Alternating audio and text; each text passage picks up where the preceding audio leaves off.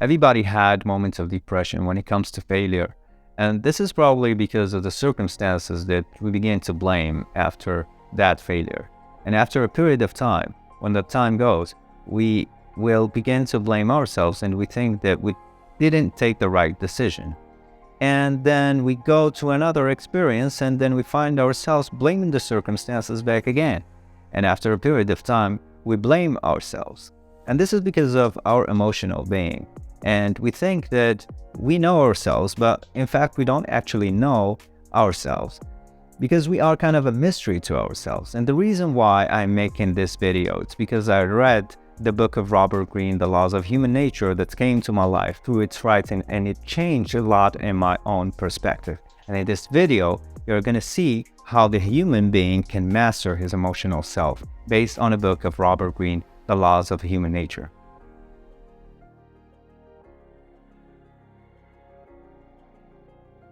Humans didn't change along history, and that's why I think it's kind of important to read history and learn from famous personalities in the past. In 432 BC, Spartans' representatives presented a new term of peace to the Athenian governing council. Sparta had a very strong army, unlike the Athenians, who depended on its navy. So they both avoided to declare war that would settle an impending doom over the place. If Athens refused the terms of peace, then Sparta would declare the war. The meeting of the assembly, overlooking the Acropolis, met with all made citizens to discuss the Spartans' ultimatum. Declaring a war would play straight into the Spartans' hands. Accepting the terms of peace would embolden the army of Sparta. So there was no satisfactory solution. An over 60-year-old statesman stepped to address the assembly. He was Pericles, the man that people considered more as a philosopher rather than as a politician. The crowd grew quiet for the respect of this wise man. Before Pericles, Athenians preferred leaders with persuasive speeches who could advance their career in the assembly faction. For Pericles, it wasn't the same. He could know how to gain trust and make it needless to war. He focused on minimal loss of lives. His period was unprecedented. The city became so beautiful and prosperous, and the architecture reflected his aesthetics. 40-foot statues of Athena, their goddess of wisdom and intelligence. Pericles was known with his dignified speeches, airtight argument, and compelling style, and this made him remain in power year after year. But it was inevitable that he had enemies who suspected him for being a secret dictator, a man who scoffed at all tradition. But the result of his leadership was inarguable.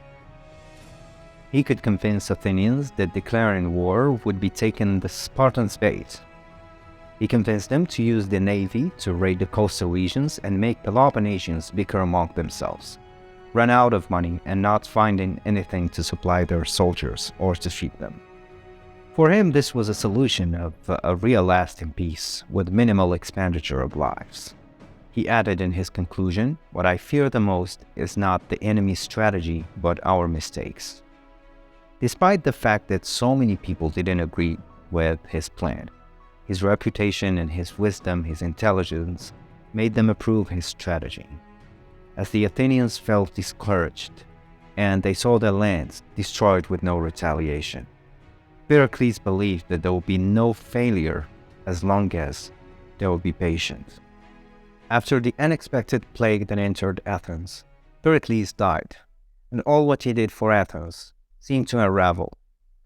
And Athenians blamed their leader for the plague. They didn't even mourn for him. And after the recovery in the city from the disease, factions returned to power. They wanted to defeat their enemy finally. The violence increased year after year. Athenians attacked the island of Melos and sent its women and children to slavery. They also wanted to take control of Syracuse, a Spartan's ally, who supplied Sparta with its resources. There was a wise Athenian commander whose name was Nicias, who suggested to give up, and he told them not to declare war against Syracuse. But nobody agreed with his argument, so they sent 100 ships and double-numbered the soldiers, and they laid siege to Syracuse. But few months later, Syracuse received reinforcements from Sparta. Athenians voted to send reinforcements again. And even though Nicias suggested to give up, Athens suffered the loss of its soldiers in 405 BC, and the Periclean era was forever over. Early in the career of Pericles, all politicians believed they were rational. They all blamed Pericles for avoiding to battle, but their democracy became fragile. Their political maneuvering backfired. For the Athenians, it was the ego which they worshipped, but for Pericles it was the nous, the Greek word for intelligence.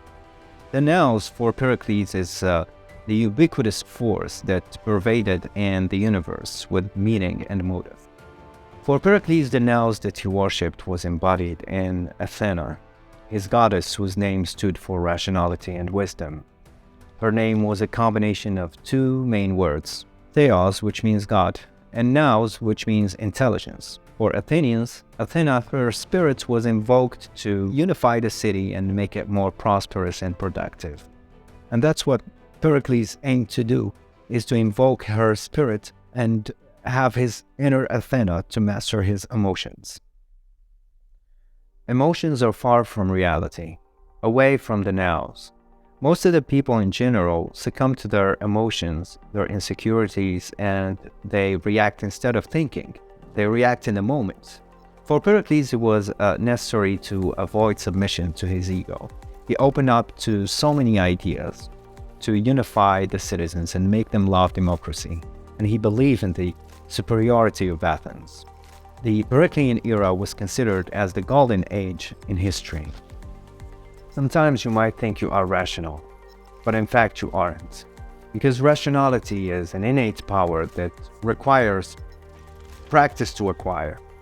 As you are weighed down with emotions, infected by drama, it veers you away from calmness and focus. Ask yourself such a question.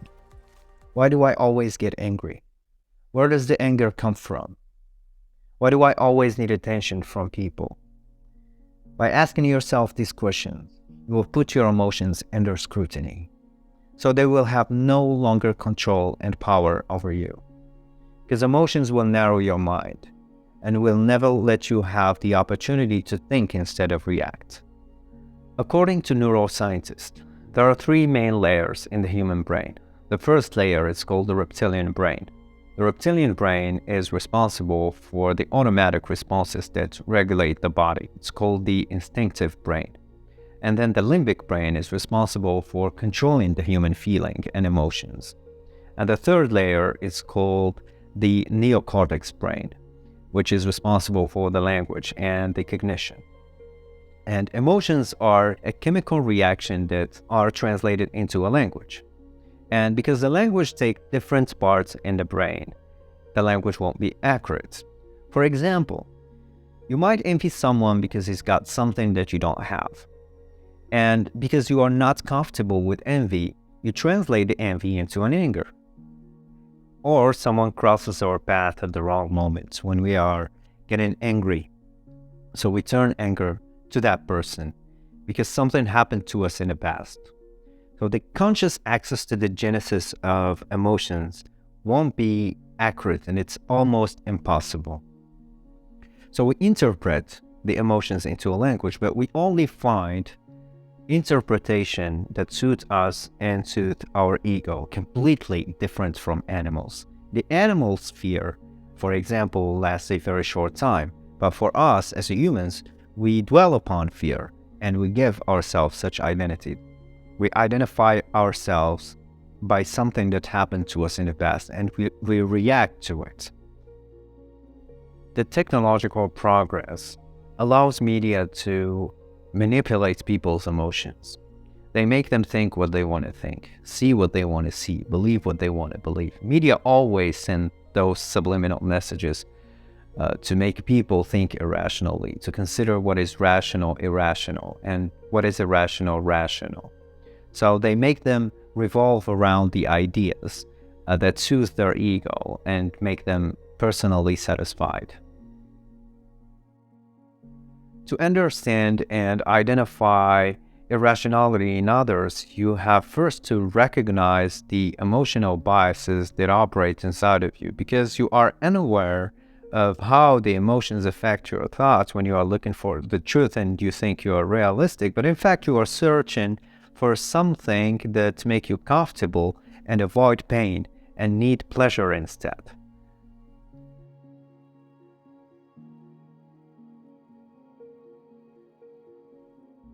You might look for evidence to support your opinion, to be rational. But you are unconsciously looking for evidence to confirm what you think is true. You find this bias in people who take risks, for example. They direct their emotions to what they think this risk is positive because it brings positive results. You can also find this in people who ask advice and they want an advice that can support their confirmation about the thing that they believe in. It is kind of investigation for confirmation.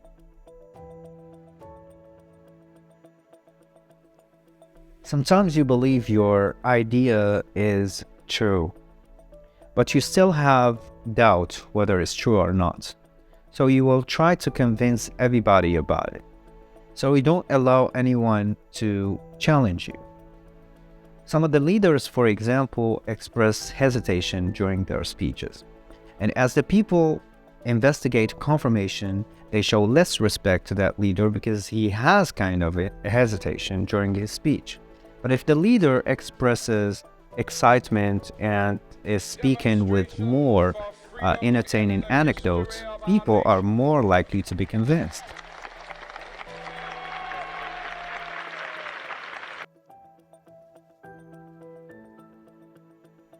You are more likely to judge people according to their appearances. Some of the people might come to you, they look elegant, positive, and they have positive qualities, positive appearances. But if you look through their masks, you will notice that there are also positive and negative qualities within them. So we see people more as they appear rather than as they are. Humans by nature feel isolated when they don't find others who share the same values and the same principles.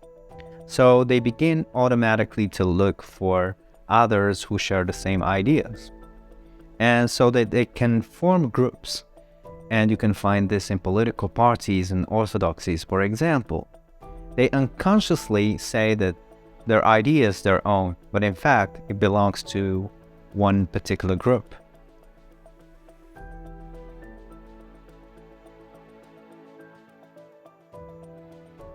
Mistakes bring the need to explain, because when you make a mistake, you put yourself in a position of insecurity, so you don't want to admit your responsibility for the mistake that you make.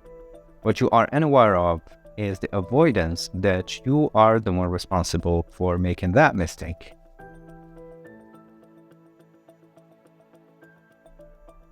This bias is explained as someone who thinks he is unique, more rational, more skillful, more superior, because our ego is kind of in a position of insecurity. So we think that we are more superior than others. This is kind of a good thing because we want to show the best of ourselves. But in fact, we have to think deeper and understand ourselves more because we don't actually know ourselves. Sometimes we are irrational. Sometimes we are not actually superior than others, because when we begin to compare ourselves and we have this kind of sensation that ourselves are better because this is our ego, this is our human nature, we have to think deeper and understand ourselves more and know that there is always someone better and more skillful, more powerful than us. It will give us the permission to understand the reality more and learn from each other.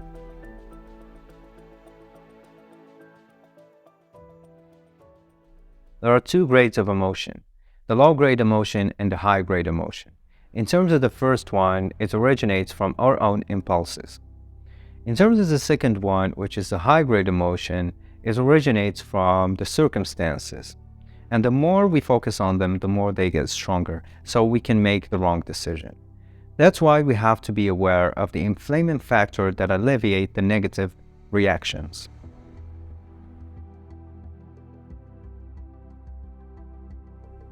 Early in our childhood, we were more likely to be sensitive, vulnerable, and susceptible to painful experiences. And those painful experiences are buried deep within, so we try to repress them and avoid the negative feeling of humiliation.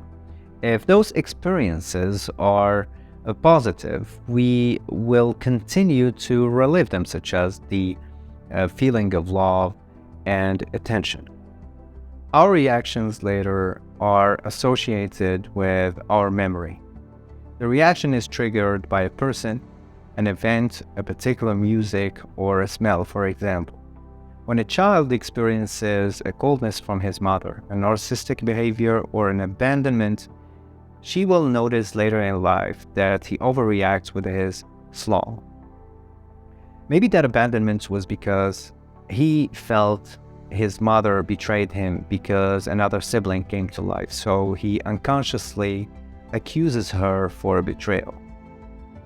Because he doesn't know the origin of this, and that's why he will continue to have the rebellious attitude. And we are more likely to withdraw from any situation that retrieves our past. It brings us depression and tears in the eyes. When we misread the present and react to the past, we will continue to inevitably be irrational because we will alleviate the pain and create a conflict. The key to rationality is to understand our vulnerability and scrutinize the source of our behavior.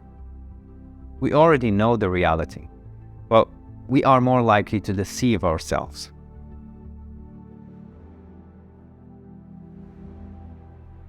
Experiencing sudden success might bring serious danger. We can have a feeling of grandiosity and we forget about all elements of luck that came in the first place. And we think others don't know anything. But when we experience failure, it leads us to a more painful situation. When we lose unexpectedly, we think we are unlucky and cursed. And it leads us to more failure. This failure will be in our life in general and in our career. Understand that gains and losses are temporary moments, and none of them will last forever. Make a step back and counterbalance. Express a bit of sadness to motivate yourself for the better, and express gratitude to motivate others to give you more.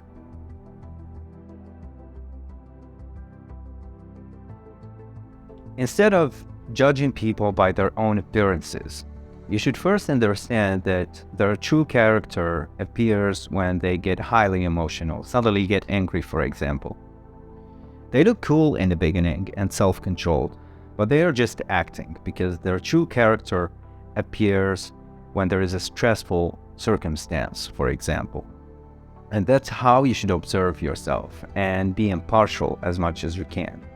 Detach yourself from judging yourself because self-observation is by far important and more important than self-judgments.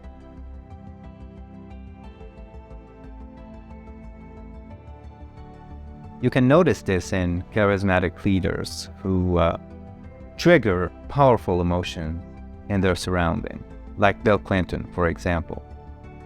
With their charisma, they are able to bring parallel emotions to others, unlike narcissistic leaders who project drama that attract people and push away some others. With these obsessive qualities, you can recognize how they influence. People are not able to reasoning in their presence, and they make them think of them whenever they are absent. But they are humans. They also have insecurities. So your task is to observe how they act and what they say.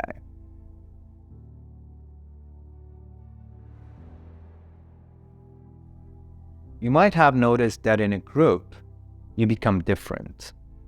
You try to bring to yourself a sense of belonging. You might cry when everybody cries and laugh when everybody laughs. You find yourself caught up in a collective emotion, and this occurs virally on social media. To maintain a reasoning power, see how this inflaming factor has a powerful pull on you. By being aware of the demagogues who talk only about problems instead of trying to find a concrete action to solve problems. By this diabolic behavior, they can bring the society under a serious trauma. Try to be analytical as much as you can and think for yourself.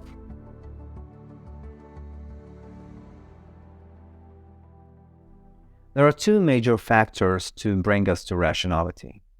First, to bring ourselves back to history of people of high rationality, like the prophets, for example, Pericles of ancient Athens, Flannery O'Connor, the American writer, the businessman Warren Buffett. And these people have a tolerant attitude and devotion to reality. Second is that we all experienced rationality and expressed excitement and energy because of the sense of purpose we had. So we calm our ego and avoid blaming the circumstances. And here are the 6 strategies that would help you awaken your rational self. As you begin to be aware of your emotions and how they operate, you will have the ability to understand how to tame them.